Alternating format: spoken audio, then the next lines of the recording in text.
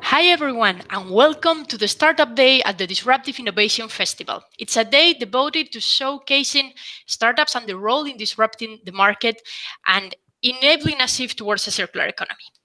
My name is Laura Franco, and I am delighted to welcome 3CULAR, the last startup live session of today. Some of you might already know 3CULAR through their pitch video, and if you don't, then watch it after this session, as it is part of the session description on our session page. We are about to hear more from the project manager of 3CULAR, Kaisa Hansen. Welcome to the session, Kaisa. Hello, it's great to be here.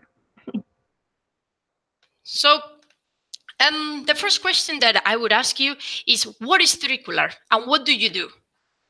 Okay, actually, it's really easy what we do. We are our business model is based on a circular economy business model. So we take a waste material, which is sawdust, and it's a leftover material from the wood industries. And at the moment, this sawdust is not really utilized efficiently. So we are trying to change that. We are developing a 3D printing material out of sawdust in order to replace plastics. So that's the main thing we do. 3D printing out of wood. And are there any additional materials apart from sawdust that are used in the process of making the products in 3CULAR's 3D printing, like glue? Yes, we are using bio-based glue that doesn't contain any toxic chemicals, because at the moment the problem is that even when producing furniture or other wooden products, then they are using quite many toxic ingredients like formaldehyde glue and other non-environmentally non-friendly things. So our goal is to make the material 100% biodegradable and safe for the nature. And what is your story? How did this startup come up? Like, what were the main steps in creating and setting up this business?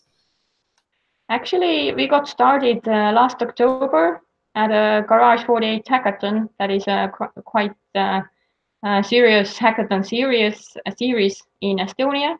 And the topic was circular economy and eco-innovation. So there we got started and we met our team there. And actually the idea was also born during this hackathon. So I recommend everybody to take part in this kind of startup competitions and hackathons. And you never know when you can come up with a very innovative idea. And what were the opportunities that you identified that made 3CULAR design design this innovative method of 3D printing? So what was our like objective? Yeah, what was the opportunity that you saw in the market to create this startup? Yeah, because at the moment, also in Estonia, we have quite huge amount of land is covered with forests, for 51%. So our wood industry is quite active, and we have quite active furniture industry as well. But the problem that we see is the leftover material that is not really utilized. At the moment, it's being burnt for energy, or even some companies just take it as waste. And as we know, in circular economy, there is no such thing as waste.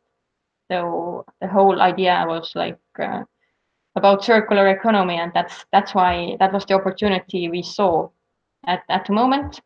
Sawdust is not really being upcycled.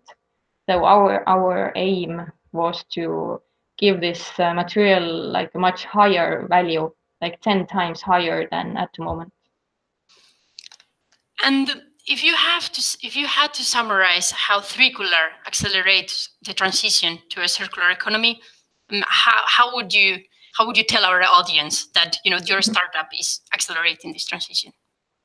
Actually, it's a very basic circular economy business model.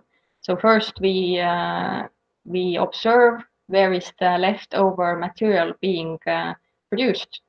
And then we started to think that, hey, what else could we do with this material?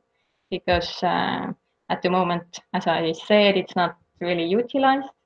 So it's the whole core idea of circular economy. Take this waste and give it a new life and give it a new value. And then the life cycle of the end product that we produce, it's much, much longer. And sorry, and what is the impact that so far you've seen with your startup? Actually, at the moment, we just came back from Climate Launchpad Grand Final in Edinburgh, and we were very positively surprised that we managed to get to the top 10 out of 135 startups. So that means that we got the direct access to Climate Kick Accelerator. And regarding that, we got noticed by one company that has a lot of waste or sawdust waste, and they contacted us a few days ago, and they offered to collaborate together. So that's a really good opportunity to really do it on a larger scale, because at the moment we didn't have any bigger industry partner.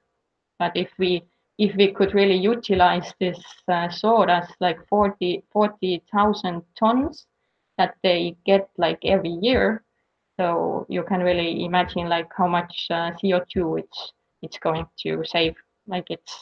It's a very, very big amount of CO2, because otherwise, if you burn this sawdust, or even if you burn wood, actually, then the CO2 that is being released, it's quite high.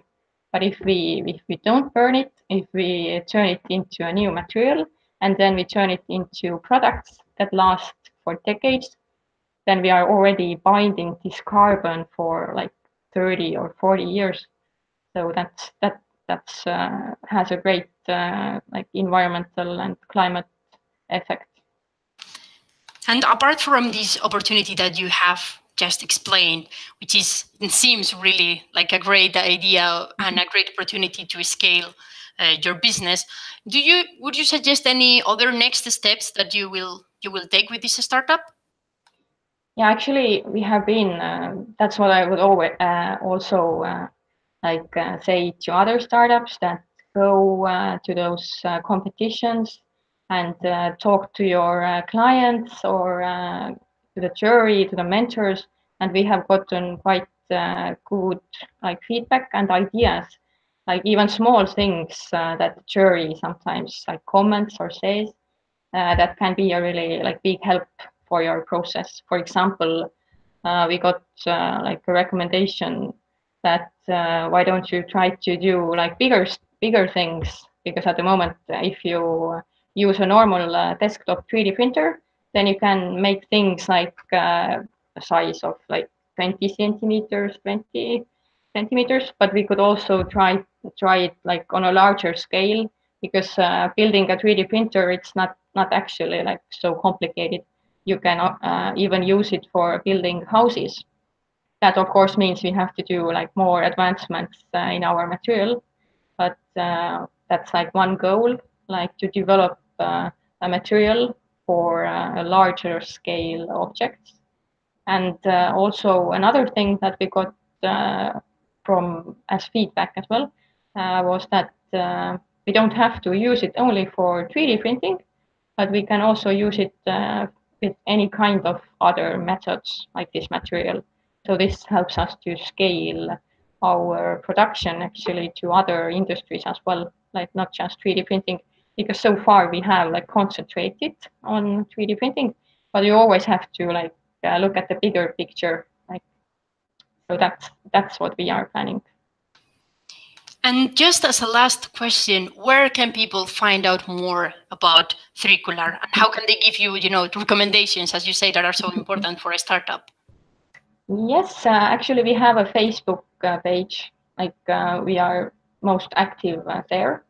So it's just from Facebook. You have to search for our name, 3CULAR. It's written with number 3 and CULAR. So it's like the 3 comes from the 3D printing, and the CULAR comes from circular economy. And we are also building our new web page at the moment. So we are all posting it all on Facebook. So if you are interested, then you can follow us. I'm sure our audience will Google you and find out more about what 3CULAR is doing. Thank you for joining us, Kaisa. It has been wonderful to have you in this conversation and to hear more about 3CULAR. Thanks to the live audience that has joined this session. And if you have comments or questions that you want to share with Kaisa, please leave them in our comment space, and Kaisa will be able to reply to them later on. If you really like 3CULAR, please watch their pitch video, which is part of the description on our session page, or post on Twitter mentioning 3CULAR and the hashtag ThinkDiff. So in a brief moment, we have our DIF studio, Innovation, Investment, and Unicorns, that will discuss investment in circular economy startups, and in which we will announce the winner of this startup day. So please stay tuned. Thank you, Kaisa. Thank you.